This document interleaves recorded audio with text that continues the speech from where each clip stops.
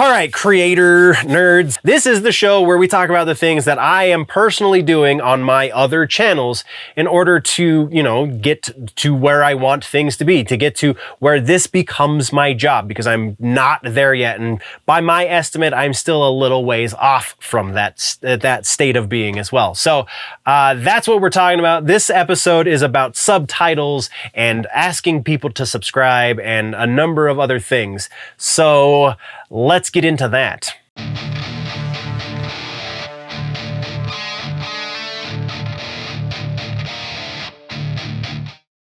Okay, so what has been working for me? These things that we've talked about previously that I've tried implementing and what is working. First off, we're talking about subtitles. Now, if you are doing shorts on really any platform, there is a lot of evidence, there's a lot of statistics out there that say a fair amount, I don't remember exactly what the numbers are, but a fair amount of people, more than half, I believe, or at least half, scroll through short feeds, whether it be it TikTok or Reels or Shorts or what have you, scroll through those short feeds with the sound off on their phone. So they're just looking for something, that piques their interest. So it has to be visual. So doing a show like I do, primarily the news, where it's just a talking head situation, much like this, what is there visually interesting about this? Well, I've got that. I think that's pretty visually interesting, but that's not enough, especially when you're looking at a 9:16. So the vertical version of this is this. I do kind of circumvent that a little bit because I shrink this down into the vertical so you see everything, but then it becomes much smaller and it's even harder to see. So that doesn't really help me at all. What has been helping me a fair amount, because I only recently have been implementing it as much as I have been, is subtitles. So I'm gonna try and get some screenshots so I can show the difference of shorts pre-subtitles and shorts post-subtitles. I don't know exactly how I'm going to harvest these images, but I'm going to do my best to put them on the screen right now. Subtitles are helping. So not just for shorts though, that's the thing. Yes, do it on shorts. But YouTube has started doing this thing, not super new at this point, I believe it's been a couple of months, where on mobile platforms and even on like TV platforms. So if you have a Roku TV with YouTube on it, you just have a smart TV with the YouTube app, or you watch it through your Xbox or PlayStation or something like that. It's all basically the same TV app. If you are scrolling through there and you have your cursor over a video for a certain amount of time, it will play. It doesn't start playing the whole video like it does on mobile, or if you mouse over when you're on desktop, it will start to play the whole video there as well. It doesn't do that on the TV app. It does play approximately, I think it's like 30 or 40 seconds of the video. So it's that very first 30 or 40 seconds. And then if what the viewer sees is interesting and they click on it, then usually, not always, but usually it picks up wherever they left off in that 30 or 40 seconds. So the thing that we do know, again, while people are on mobile, they have their sound off unless they get into something that they want to interact with, at which point they'll turn their sound on so they can hear it. But subtitles are going to help you hear as well. So I've always done some version of a cold open. I used to do kind of a take on what Finn McKenty does on the Punk Rock MBA, where I took something crazy that I said in the middle of the episode that needed context to make sense, took it out of that context and used that as my cold open, and was hoping that was enough of a attention grabber to get people to watch more of the episode. Didn't really work very well for a news show. Surprise, surprise. So when I saw it, it wasn't Philip DeFranco exactly that got me started on doing this. I started seeing a number of these statistics that I'm sharing with you, saying that a lot of people watch with the sound off until they get into a video and so on and so forth. That I was like, all right, so I'm gonna at least put the intro with subtitles. So what do I have to change about my intro? And I've changed this about the intro recently as well, is I just do a quick bullet point of the bigger stories for the news, and that is the part that gets the subtitles. And then I go into the intro video, which is going to be a whole other conversation for a different Road to 1000, because I can argue for an intro video in spite of what the other channels, the helper channels, are saying. Don't do intro video. What is that about? Yes, there is a good reason to do an intro for your show, but again, different conversation. So the cold open, the bullet points of these are the big things that we're going to talk about today, that gets subtitles, and that's been helping a pretty good amount as well. Though it's hard to parse out if the uptick in traffic is because of that specifically, or if it's just because, generally speaking, I'm on an upward trend. So it hasn't been dramatic, but it has been easy enough to continue, so we're going to continue. The next piece is shorts. Oh my gosh, shorts. Everybody is saying this, so this shouldn't be new. If you're looking at growing your YouTube channel, you should be doing some sort of shorts. Originally, up until the most recent algorithm update, which gives us shorts on its own tab on your page, the general wisdom has been to put shorts, you start a second channel for shorts. That was generally what people were advising. Some people were not exactly set in stone on that advice, and some people were saying, I mean, it might work if you do it on the same channel because you're getting people to that channel and then they're subscribing and then they see your stuff, but it didn't really work out with the algorithm the way it was set up. Now that they have a separation between them, it's working. So the reason I'm bringing this up is because I wasn't doing shorts on my main channel.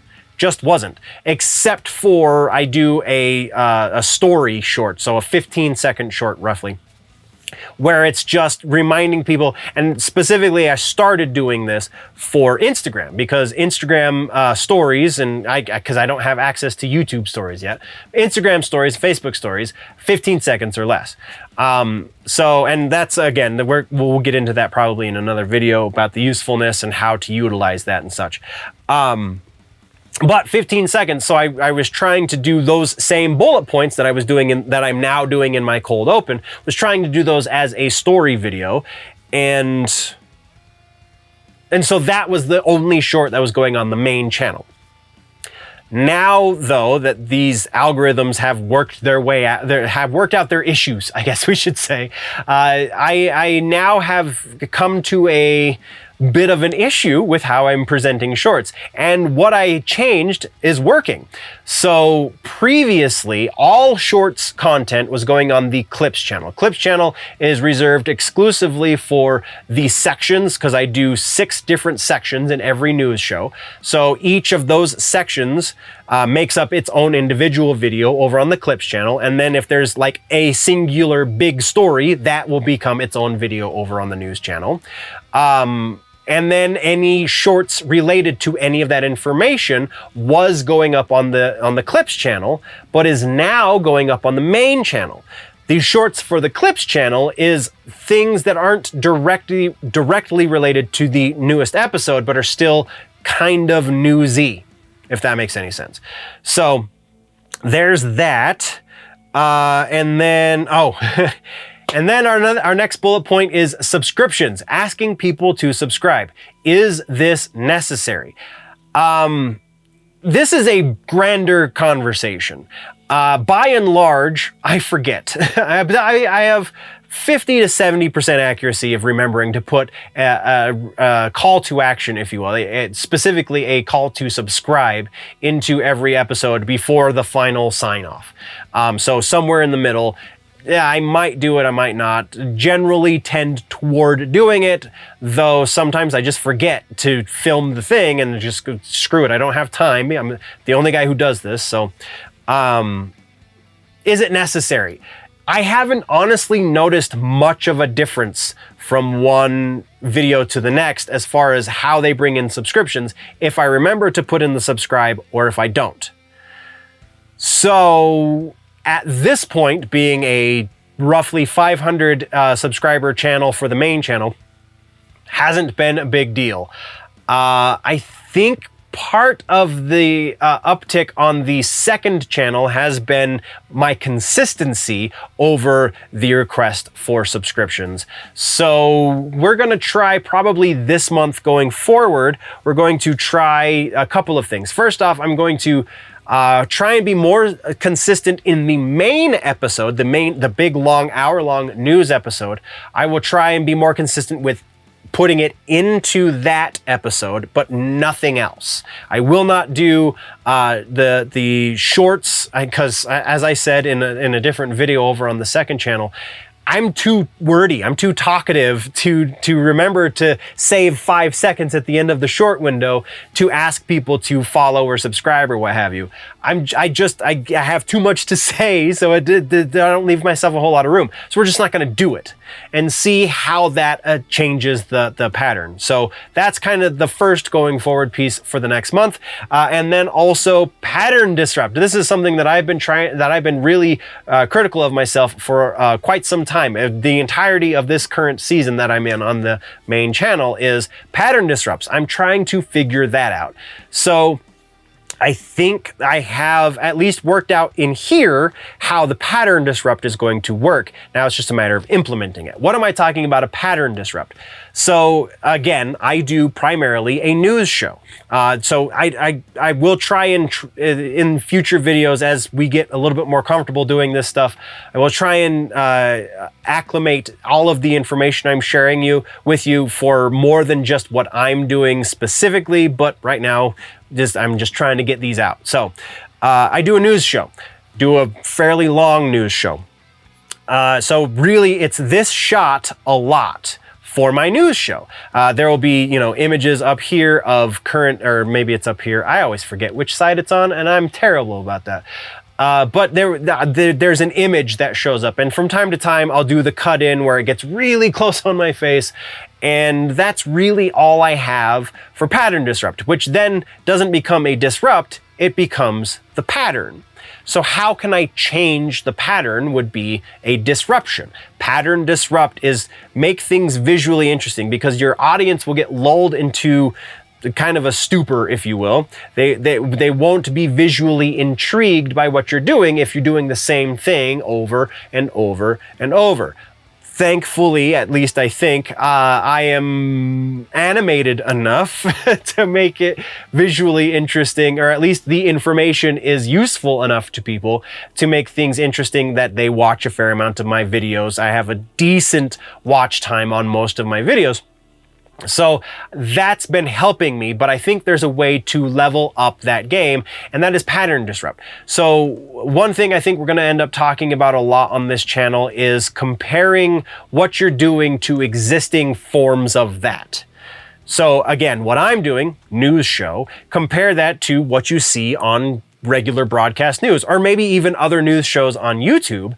And the really successful ones, and the ones that have been around for ages and ages, i.e. broadcast news, the pattern disrupt is a very simple one to make things visually interesting, and that is a simple changing of camera angles.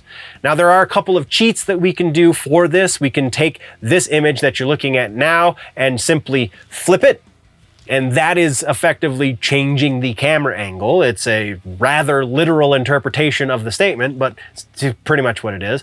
Or you can set up a secondary camera and change there. What traditional news media does in a news broadcast is roughly each news article that they report on will be spoken to a different camera angle. Or if you have multiple anchors, then each anchor will talk into a different camera about each different news article that they're talking about. So that is very visually interesting. What we learn in film school is no one single shot should be held for more than a minute. In news, that's a little bit different. But it is, it's a similar concept in that you don't want to maintain this one shot for the entirety of the segment, right? So you change, when you change talking points, you change camera angles, or you cut to the guy on the scene or what have you. That's all very visually interesting.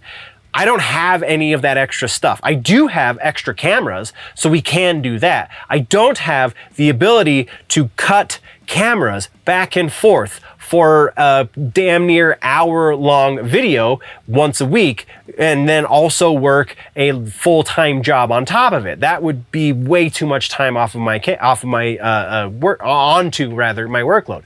So the solution I've worked out in my head for my purposes, because again, I'm the only one who does my channels, is I'm going to set up the secondary camera and then plot out when I'm doing my research for the news, when I'm planning out my bullet points for each section, I'm going to section off which bullet point, and there will be one specific bullet point probably for each section, and that will be what that secondary camera is for. I don't know if I'm going to be able to get all of the setup and pre-planning done for that in the next month. I am trying to do that though.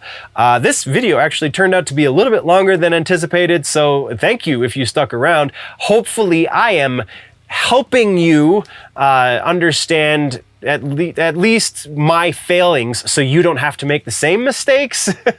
If that's the case, then you're welcome, and let's continue this conversation. This is us growing together, right? So thank you for sticking around, nerds. We will see you next month for the next Road to 1000. Hopefully I can come up with some other helpful tidbits for this channel in the upcoming weeks aside from that. If not, we'll just see you next time.